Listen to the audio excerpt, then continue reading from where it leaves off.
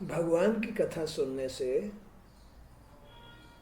मन शुद्ध होता है, पवित्र होता है, मन शांत होता है। मन की यही तो जरूरत है। भागवत, भागवत का अर्थ है भक्ति, ज्ञान, वैराग्य और त्याग के साथ जीवन जीना चाहिए। ये हर आदमी की, हर जीव की अपने जीवन में जरूरत है। हाँ? तो भगवान की कथा, भगवान की लीलाएं, भगवान का गुणगान, भगवान का स्वरूप आदमी को जरूर जान लेना चाहिए। क्यों? क्योंकि आदमी ही तो वो तत्व है जो मन को प्रकाश देता है, मन को चाल देता है, मन को बुद्धि देता है, है? ये है भागवत, हमारा जीवन जीने का तरीका। भागवत, भागवत में जीवन जीने का ढंग मिलता है। भागवत में हम कैसे खुश रह सकते हैं, कैसे हमारा मन शांत रह सकता है, बुद्धि शुद्ध रह सकती है, कैसे हम आनंद के साथ अपना जीवन यापन करके मोक्ष प्राप्त कर सकते हैं। नहीं तो आवागमन का चक्र नहीं छूटता है। क्यों? क्योंकि भागवत भगवान का स्वरूप है। अगर ये सुनने को नहीं मिलेगी तो मन को भक्ति नहीं मिलेगी। मन को भक्ति नहीं मिलेगी तो फिर बुद्धि शुद्ध नहीं होगी। बुद्धि शुद्ध नहीं होगी तो वाणी शुद्ध नहीं होगी। वाणी शुद्ध नहीं होगी तो कर्म शुद्ध नहीं होंगे, विचार शुद्ध नहीं होंगे। तो इसलिए भागवत भगवान का स्वरूप है। इस स्वरूप को जरूर ग्रहण करना चाहिए। रोज नित्य प्रतिदिन ये मन की जरूरत है, ये मन की खुराक है, ये मन को शांत करने का, शुद्ध करने का उपाय है। सारे जितने भी वेद शास्त्र जितने भी हैं सब भागवत में निहित हैं। भागवत इन सब वेद शास्त्रों का सूक्ष्म सूक्ष्म उपाय है, सार है। तो शौनकादि ऋषियों के प्रश्न सुनकर सूत जी बहुत प्रसन्न हुए। उन्होंने ऋषियों से कहा, जिस समय श्री सुखदेव जी का यज्ञोपवीत संस्कार भी नहीं हुआ था, उन्होंने अकेले ही संन्यास लेने का निर्णय ले लिया। अकेले ही। क्यों? सुखदेव जी ने अकेले ही संन्यास लेने का निर्णय क्यों ले लिया भाई? क्यों ले लिया? क्योंकि वो अमर कथा सुन चुके थे। सुखदेव कैलाश पर जब भगवान भोलेनाथ पार्वती को अमर कथा सुना रहे थे तो उस समय एक कबूतर का अंडा वहाँ शेष रह गया उनके आसन के नीचे। तो उन्होंने भोलेनाथ के मुख से अमर कथा का रसपान किया और जब वो एक बच्चे के रूप में परिवर्तित हो गया तो बस भोलेनाथ ने उसका पीछा किया और वो व्यास जी की पत्नी के मुख के माध्यम से गर्भ में चला गया। 12 वर्ष तक वहाँ रहा। उसके बाद वो गर्भ से बाहर आया। उनका नाम सुखदेव था। तो सुखदेव ने अमर कथा सुनी थी, इसलिए उन्हें इस अमर कथा का, इस भागवत का पूर्ण ज्ञान था। जैसे प्रहलाद ने कयादु के गर्भ में ही नारद मुनि से ये भागवत कथा सुनी थी, भगवान का भक्त बन गया। तो ये अमर कथा है, ये भगवान नारायण की कथा, उनका स्वरूप है, उनकी लीलाएं हैं। कैसे हमारा मन शुद्ध हो सकता है। बाकी शेष भगवान की माया है, बाकी शेष भगवान की माया है। बिगड़ना, अगर किसी वस्तु को मान लीजिए ये भागवत ही है, इसे यहाँ उघाड़ के रख दो तो इस पर रोज नित्य प्रतिदिन धूल जमती रहेगी, धूल जमती रहेगी, धूल जमती रहेगी, धूल जमती रहेगी। ये अपने उस वास्तविक स्वरूप में नहीं रहेगी भागवत, क्योंकि इस पर धूल जम गई। ऐसे ये मन है, इस मन को अगर भागवत मिलती रहती है, अगर हमारे कपड़े रोज धुलते रहते हैं तो साफ हो जाते हैं। और इस मन को, इन कपड़ों को रोज थोड़ा साबुन लगा, मतलब साबुन मिल जाता है, साबुन माने भागवत सुनने को मिल जाती है तो मन साफ हो जाता है, कपड़े साबुन से साफ हो जाते हैं।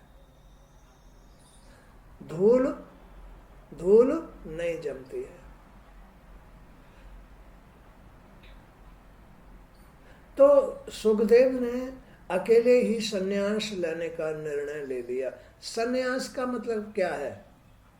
सन्यास का मतलब है अपने मन में सच्चाई को धारण करना, पवित्रता को धारण करना, पवित्रता के साथ शुद्ध बुद्धि, शुद्ध मन, शुद्ध विचार और शुद्ध वाणी के साथ जीवन जीना, भगवान की कथा को हर वक्त ध्यान में रखना, ये सन्यास का अर्थ है।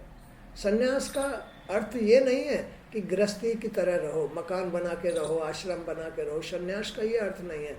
सन्यास का अर्थ है जैसे पानी, बहता पानी होता है ना, वो कभी नहीं रुकता, न रात में रुकता न दिन में रुकता। ऐसे ही सन्यासी कभी भी नहीं रुकता है, चलता रहता है अपना, कभी आज यहाँ तो कल वहाँ, तो परसों वहाँ, तो तरसों वहाँ। उसके लिए कोई अपना घर नहीं होता है, उसका घर तो पूरा संसार होता है। केवल वो उस संसार का मालिक हो जाता है, इस संसार का ही मालिक हो जाता है। तो वे वन को जाने लगे तो उनके बिछड़ने के विरह से व्याकुल होकर भी श्री वेद व्यास जी पुत्र मोह में उन्हें पुकारने लगे। अब उनके पिता को पुत्र का मोह था। देखो, ये मोह जिसको भी होता है ना, बस उसके अंदर ही ये सांसारिकता होती है, दुख होते हैं, कष्ट होते हैं। अब सुखदेव जी ने तो जन्म लेते ही ये निर्णय ले लिया कि मैं संन्यास लूंगा, जन्म लेते ही। लेकिन उनके जो पिता थे वेद व्यास, जिन्होंने वेद लिखे थे, उनके मन में मोह हो गया कि मेरा बेटा ये कहाँ जा रहा है, मेरा बेटा कहाँ जा रहा है। तो उनके मन में जो ये मोह था, ये सांसारिकता थी, माने उन्होंने संग्रस्त जीवन धारण किया हुआ था, अपनी पत्नी को साथ रखा हुआ था, इसलिए वो वेदों के व्यास होते हुए भी मोहग्रस्त में थे। उनको ज्ञान था, ज्ञान तो था उनको, लेकिन माया उनके साथ लगी हुई थी। माया में ही मोह ममता होती है, माया में ही मोह ममता। माया को छोड़ना पड़ता है। माया माने विषय, विकार, इच्छा, है ना, इन सबको छोड़ना पड़ता है, त्यागना पड़ता है। भागवत में ये चारों चीज होती है। क्या? भक्ति, ज्ञान, वैराग्य और त्याग। तो जब तक आदमी मन में भक्ति धारण नहीं करता है, तब तक उसको ज्ञान भी नहीं होता, और बगैर ज्ञान के उसको वैराग्य नहीं आता, और बगैर वैराग्य के वो त्याग नहीं कर सकता, इस माया का त्याग। तो ये चार चीज भागवत में मिलती हैं जो मन की हर वक्त जरूरत है, मोक्ष के लिए जरूरत है?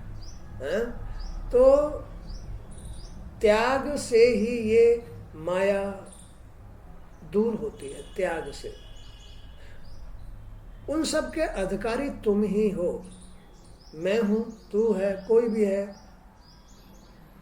हम सब इस भागवत को धारण करने के अधिकारी हैं और माया से छुटकारा पाने के अधिकारी हैं।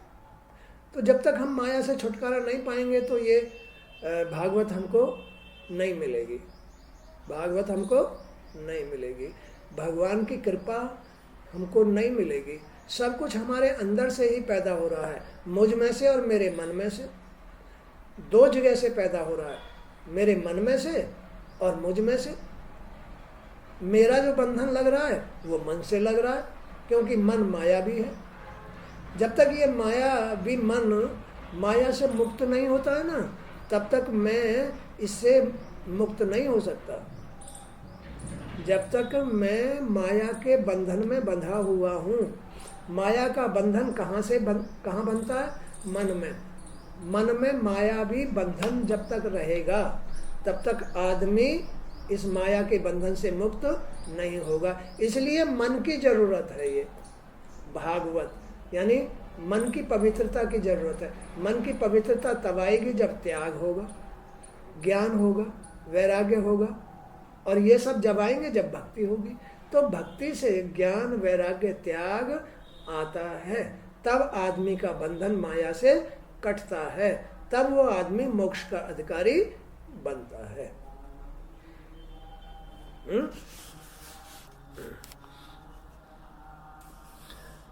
किंतु सुखदेव जी ने उनके पुकारने को अनसुना कर दिया। क्यों कर दिया? सुखदेव जी ने अपने जो पिता व्यासदेव थे उनकी पुकार को उन्होंने अनसुना क्यों कर दिया? क्योंकि सुखदेव तो अमर कथा सुन चुके थे, उनका मन पवित्र था, वो जन्म से ही भक्ति में थे, माने मन से पवित्र थे। तो उन्होंने अपने पिता की बात को अनसुना कर दिया। पवित्र मन के पास ज्ञान होता है, और ज्ञान और मन की पवित्रता में कभी भी वो माया में नहीं घुसेगा।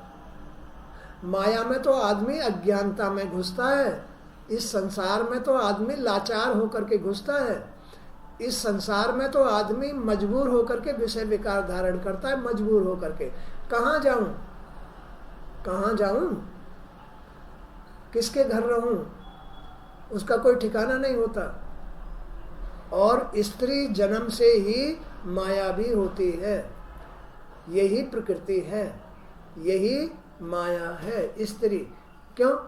क्योंकि स्त्री अब वो बेचारी कहाँ जाए, वो सन्यास भी नहीं ले सकती, वो जो है जंगलों में, वनों में अकेली घूम नहीं सकती, इसलिए वो जन्म से ही माया भी होती है। माया का बंधन लगा होता है, उसके मन में हमेशा माया वास करती है, विषय विकार वास करते हैं। वो कभी भी न वन में अकेली घूम सकती, न जंगल में घूम सकती, न कहीं अकेली रह सकती। क्यों? क्योंकि ये कलयुग है। इस कलयुग में स्त्री अपने इस शरीर को धारण करके जंगल में, वनों में अकेली नहीं घूम सकती, इसलिए उसके मन में माया का वास रहता है। उसे अपने माँ बाप का घर छोड़ करके पराये घर में जाना पड़ता है, यानी अपने घर में जाना पड़ता है। तब वहां वो पति को धारण करके एक परिवार बसाती है, एक परिवार बसाती है।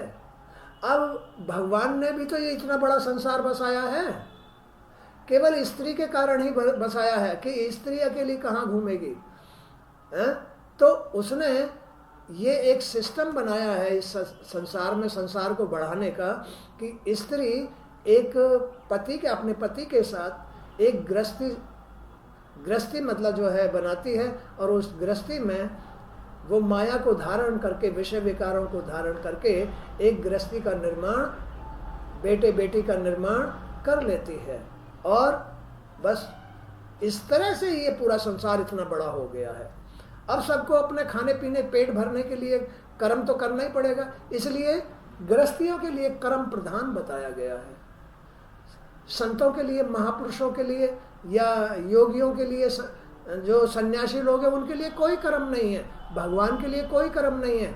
ये भगवान का जो अंश जो पति पत्नी में बदल गया है, इनके लिए ही कर्म प्रधान है। इनको तो कर्म करना ही पड़ेगा, पेट भरने के लिए, जीने के लिए, इन्हें तो रोटी खाने के लिए कर्म करना ही पड़ेगा। अगर कर्म नहीं करेंगे तो फिर कैसे जिएंगे?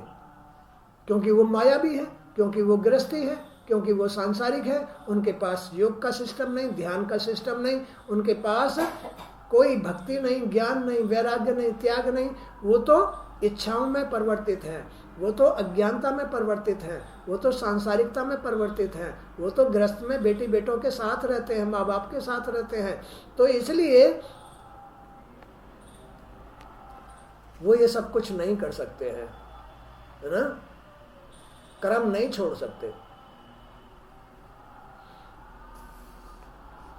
सुखदेव जी ने उनके पुकारने को अनसुना कर दिया और मन ही मन सोचने लगे कि पिताश्री सांसारिक मोह माया से ग्रसित हो रहे हैं, पिताजी सांसारिक मोह माया से ग्रसित हो रहे हैं। उसी समय वन के वृक्षों ने व्यास जी से कहा, ऋषिवर, इस संसार में न कोई किसी का पिता है और न किसी का पुत्र है। प्रत्येक जीव का यह शरीर सदैव जीवन मृत्यु के आवागमन चक्र में फंसा रहता है। शरीर मरता है, आत्मा नहीं मरती है। आदमी नहीं मरता है, जीव नहीं मरता है, वो तो आत्म स्वरूप है। लेकिन मरता क्या है? ये शरीर मरता है। ऐसे ही सांसारिक पुरुषों का मोह ममता में, इच्छा में, विषय विकारों में बार बार कर्मों के अनुसार, इस शरीर के चलने के अनुसार, क्रियाओं के अनुसार, कैसा क्रिया कर रहा है ये शरीर, तो इन क्रियाओं के अनुसार वो बार बार मृत्यु को प्राप्त होता रहता है और जीव बार बार इस शरीर को छोड़ता रहता है, बार बार धारण करता रहता है। जीव और मन के बीच ही बार बार नए नए शरीर का निर्माण कर्मों से होता रहता है। जीव और शरीर के बीच, मन के बीच बार बार क्रियाओं के अनुसार नया नया शरीर बनता रहता है।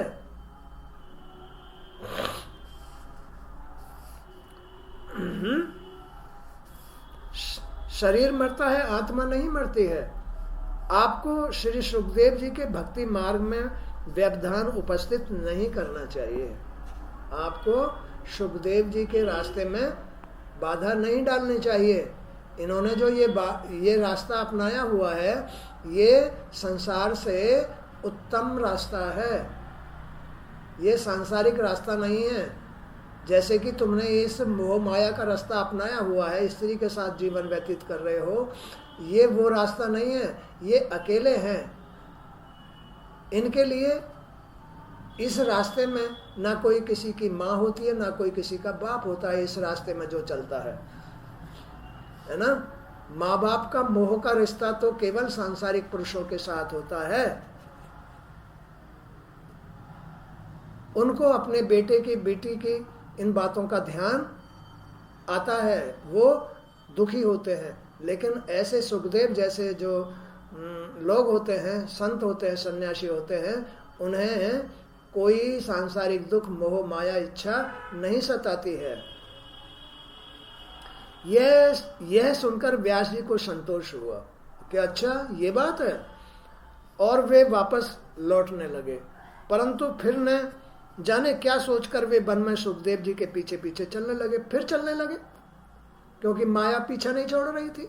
मोह ममता का जो असर था ना, वो पीछा नहीं छोड़ रहा था। सुखदेव जी श्री कृष्ण की भक्ति में लीन आगे चले जा रहे थे, भगवान की भक्ति में। सुखदेव को भी देखो भक्ति थी। बगैर भक्ति के कोई भी भगवान को धारण नहीं कर सकता। भक्ति ही आगे चलती है। जब तक कोई भी आदमी अपने मन में भक्ति धारण नहीं करेगा, वो भगवान को पाने का अधिकारी नहीं बनेगा बगैर भक्ति के। और भक्ति में क्या करना पड़ता है? जैसे सांसारिक क्रिया करनी पड़ती है, ऐसे ही भगवान के लिए क्रियाएं करनी पड़ती हैं। क्या क्रिया करनी पड़ती हैं? सूर्य को जल देना, तुलसी को अपना जल देना, है ना, धूप दीप करना, या भगवान की जो भी घर में मंदिर बना रखा है उसको साफ सुथरा करना, उसके लिए शौच जाना, स्नान करना, उनको वस्त्र पहनाना, उनका भोग लगाना, उनकी आरती करनी है, उन बहुत सारी मतलब आराधना, प्रार्थना, ये सब कुछ करनी पड़ती है। तो उसको भक्ति कहते हैं। भक्ति में मन भगवान से जुड़ा रहता है, उससे प्रेम करता है। जब तक भगवान से आदमी का मन प्रेम के साथ नहीं जुड़ा है, तब तक भक्ति नहीं है। जब तक शुद्ध मन से भगवान के लिए उसकी आंखों से आंसू नहीं निकलते हैं, तब तक उसके पास भक्ति नहीं है। भक्ति में भगवान के लिए आंखों से आंसू निकलते हैं। जैसे मोह में मोह में बेटी बेटों के लिए है ना, आंखों से आंसू निकलते हैं। कोई मर जाता है, कोई बिछड़ जाता है, कोई बीमार हो जाता है, कोई कुछ हो जाता है। जैसे मोह में लोगों के आंखों से उनके लिए आंसू निकलते हैं, ऐसे ही जब तक भक्ति में भगवान के लिए आंसू नहीं निकलते हैं, भक्ति नहीं होती है ना। आदमी में मोह होता है, मोह में तो बहुत जल्दी रोने लगता, 1 सेकंड नहीं लगती आंखों में से आंसू निकलने के लिए। लेकिन भक्ति करेगा तो उसकी आंखों में आंसू नहीं आएंगे। वो एक ड्रामा होता है, वो एक नाटक होता है। भक्ति में भगवान के लिए आंखों से आंसू निकलते हैं, उसको भक्त कहना चाहिए। वो भक्त है। मोह में तो बहुत जल्दी निकल जाते हैं, है ना, रोने लगता है वो। तो ये सांसारिक पुरुष की पहचान है, ये भक्त की पहचान है ना। तो इस तरह से सुखदेव जी श्री कृष्ण की भक्ति में लीन आगे चले जा रहे थे। तभी मार्ग में एक सुंदर सरोवर दिखाई दिया। उस सरोवर में कुछ सुंदर स्त्रियां नग्न होकर स्नान कर रही थी, है ना। सुखदेव चले जा रहे थे, नग्न अवस्था में कुछ स्त्रियां जो है नदी में स्नान कर रही थी। उन्होंने सुखदेव जी को आते देखा तो किसी प्रकार की लज्जा नहीं की। नहाती रही, वो नंगी नहाती रही। क्यों नहाती रही? क्योंकि उनके अंदर भी भगवान का वास था, आत्मा का वास था, सच्चाई का वास था। उन्होंने देखा कि ये तो कोई संत है, ये तो कोई शुद्ध पुरुष है, ये तो कोई भगवान का भक्त है, इसको संसार से कोई लेना देना नहीं है, ये हमारी तरफ देखेगा भी नहीं, क्योंकि ये संत है, क्योंकि ये भक्त है, क्योंकि ये ज्ञानी है, क्योंकि ये भगवान का स्वरूप है, ये हमारी तरफ नहीं देखेगा। वो अपना नग्न अवस्था में नहाती रही। लेकिन पीछे पीछे पीछे पीछे सुखदेव जी के पिता आ रहे थे। उन्होंने तुरंत जो है ना अपने शरीर को ढक लिया कि ये सांसारिक पुरुष है।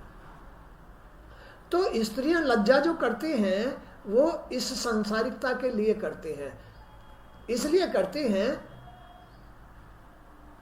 क्योंकि उनके अंदर शरीर का ज्ञान नहीं होता। संतों के अंदर शरीर का ज्ञान नहीं होता, शरीर से मोह नहीं होता, भगवान से प्रेम होता है। और सांसारिक पुरुष के अंदर शरीर से मोह होता है, शरीर की जानकारी होती है, इसलिए वो स्त्री अपनी लज्जा के लिए अपने शरीर को ढक लेती है। सुखदेव जी को आते देखा तो किसी प्रकार की लज्जा नहीं की और उसी प्रकार स्नान करती रही। सुखदेव जी आगे बढ़ गए। कुछ देर बाद व्यास जी वहां आए तो स्त्रियों ने तत्काल अपने वस्त्र पहन लिए और लज्जा से सिर झुकाकर एक और खड़ी हो गई। व्यास जी ने उनसे पूछा कि तुमने मेरे पुत्र को देखकर तो पर्दा नहीं किया और मुझे देखते ही वस्त्र पहन लिए, इसका क्या कारण है, क्या भेद है इसका?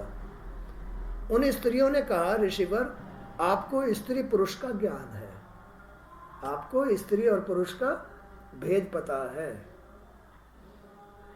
कि स्त्री क्या होती है और पुरुष क्या होता है। तुमने इस सांसारिक मोह में बच्चे भी पैदा किए हैं, तो इसलिए आपको ज्ञान है, इसलिए हम आपसे पर्दा कर रही हैं। लेकिन जो आपका बेटा आगे सुखदेव जा रहा है उसको इसका कोई अता पता नहीं है, ज्ञान नहीं है इस बात का, इसलिए हमने उनसे पर्दा नहीं किया।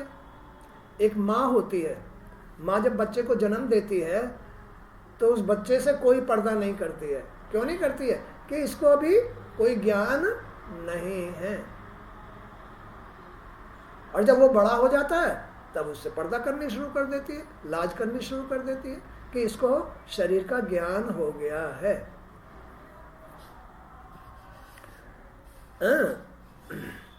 स्त्रियों के वचन सुनकर व्यास जी सोचने लगे, निष्प्रह और निश्चल भाव से जो भक्त परमात्मा में भक्ति रखता है, निश्चल भाव से जो परमात्मा में भक्ति रखता है उसे इस संसार का कोई मोह नहीं रहता है। ऐसे आदमी को संसार का मोह नहीं रहता है जो भगवान की भक्ति करता है।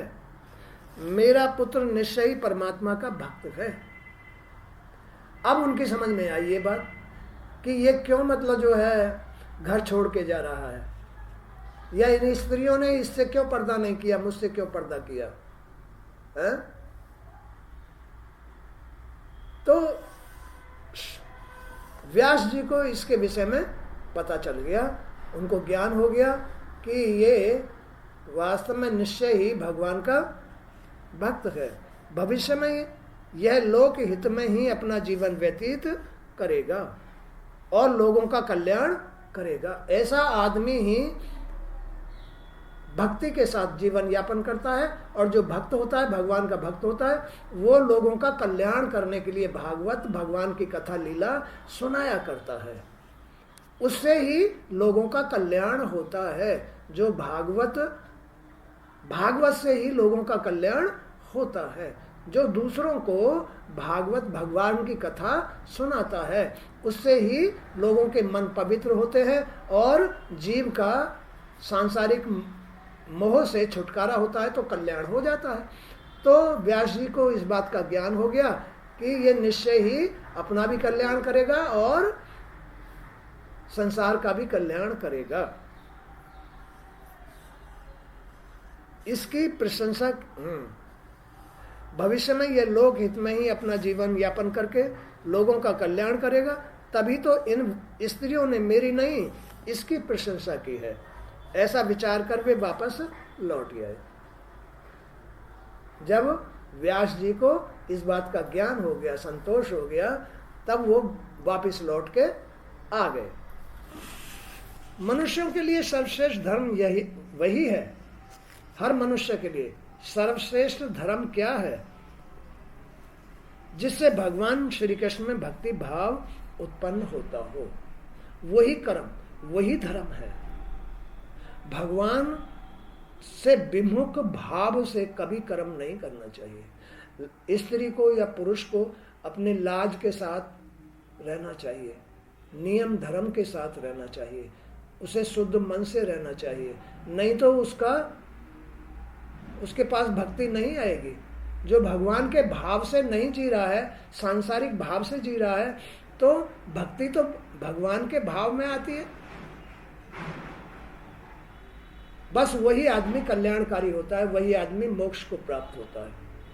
कौन आदमी मोक्ष को प्राप्त होता है? जो भगवान के लिए भाव रखता है,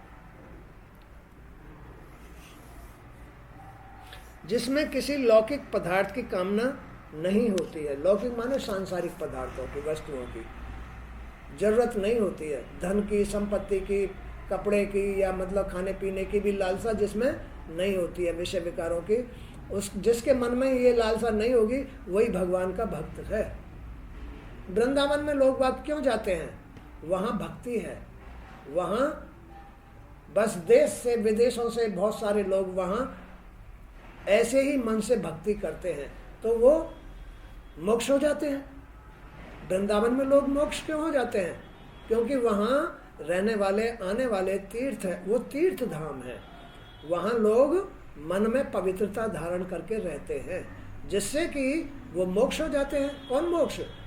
उनका जीव मोक्ष हो जाता है। वो बंधन भाव से, सांसारिक बंधन भाव से छूट जाते हैं। ऐसे लोग सांसारिक बंधन भाव से छूट जाते हैं। भगवान श्री कृष्ण की रूप माधुरी में समर्पित हो जाने से निष्काम ज्ञान, वैराग्य का जन्म होने लगता है। जो भगवान के प्रति प्रेम भाव रखता है, उसको ज्ञान और वैराग्य प्राप्त हो जाता है। माने कि इन विषय विकारों से छुटकारा उसका मन नहीं करेगा, इस संसार में जन्म लेने को मन नहीं करेगा, बस वही मुक्त हो जाता है। धर्म का फल है मोक्ष। जो आदमी धर्म के साथ रहता है, उसका फल है मोक्ष। और मोह का फल है जन्म, बार बार जन्म, बार बार मरण। धर्म अधर्म का फल अलग अलग है। धर्म का फल है मोक्ष, अधर्म का फल है जन्म मरण। उसकी सार्थकता भौतिक कामनाओं की पूर्ति में नहीं, भोग विलास का कर्म करने केवल इंद्रियों की संतुष्टि के लिए नहीं होता। उसका अर्थ जीवन से निर्वाह से होता है। भक्त और भगवान के मध्य जब भेद समाप्त हो जाता है तब मुक्ति हो जाती है। जो ये इंद्रियां है ना, जो सांसारिक इंद्रियां, जिनकी इंद्रियों में सांसारिकता बसी हुई है, उनकी आंख, कान, नाक, जीभ हर वक्त संसार में ही चलती है। हर वक्त ये तो मेरे लायक है आदमी, ये तो मेरे लायक है स्त्री, वो बस ऐसी बातें ज़्यादा सुनेगा, ऐसी बातें ज़्यादा बोलेगा। तो ये इंद्रियां जब भक्ति धारण कर लेती है तो ये इंद्रियां शुद्ध हो जाती है।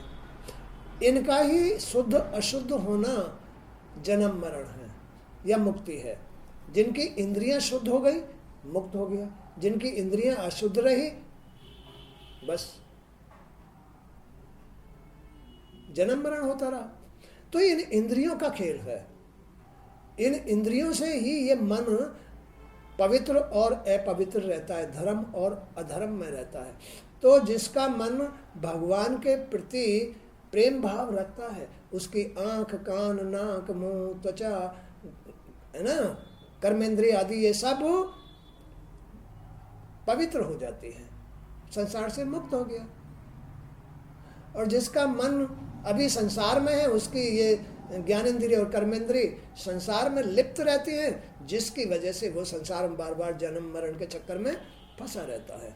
तो ये अधर्म है, ये अधर्म है। जब तक संसार में जन्म लेकर आदमी अपने धर्म को नहीं अपनाता है तब तक अधर्म में ही जीवन यापन करता है, बाकी सब कुछ अधर्म है। सिर्फ इस संसार में जन्म लेकर के जो भगवान के लिए जीता है वो तो धर्म है, और जो भगवान से विमुख होकर के जीता है वो अधर्म है। अधर्म ही जन्म मरण का चक्कर है, धर्म ही मोक्ष है। धर्म का फल ही मोक्ष है, अधर्म का फल बार बार जन्म मरण है। भक्त और भगवान के मध्य जब भेद समाप्त हो जाता है, भक्त और भगवान के बीच जब मन में से भेद खत्म हो जाता है, भक्ति में जब उसके मन में भगवान का वास हो जाता है तो समझ लो मोक्ष हो गया। भगवान श्री कृष्ण के यश का श्रवण करने तथा उनके नाम का जप कीर्तन करने से जीवन पवित्र हो जाता है। श्रीमद् भागवत और भगवान के भक्तों का निरंतर श्रवण करने से अशुभ वासनाएं तथा विकारों का नाश हो जाता है, चित्त निर्मल हो जाता है। हृदय में आत्म स्वरूप परमात्मा के साक्षात्कार होते ही सारे बंधन स्वयं टूट जाते हैं, हृदय परमानंद की अनुभूति से भर जाता है। ये खेल है, हाँ? तो इस तरह से आदमी के जन्म का, आदमी के मन का बंधन और मुक्त होने का ये सार भागवत में जन्म लेने वाले का मोक्ष जरूरी होना चाहिए, नहीं तो बार बार 84 लाख योनियों में बदलता रहता है। उसका कारण है सांसारिक मन, इंद्रियों, ज्ञानेंद्रिय और कर्मेंद्रियों का अशुद्ध रहना। तो मुक्ति है क्या? मुक्ति है मन में भगवान से प्रेम करना, भाव भक्ति करना, जिससे आदमी का इस संसार से बंधन, मोह, विषय विकार इनसे मुक्त हो जाता है और भगवान से मन में प्रेम होने से मोक्ष हो जाता है। आज का सत्संग यहीं तक। जय श्री कृष्ण। गुरुदेव वासुदेव आपकी जय। प्रणाम स्वीकार। हे त्रिलोकीनाथ।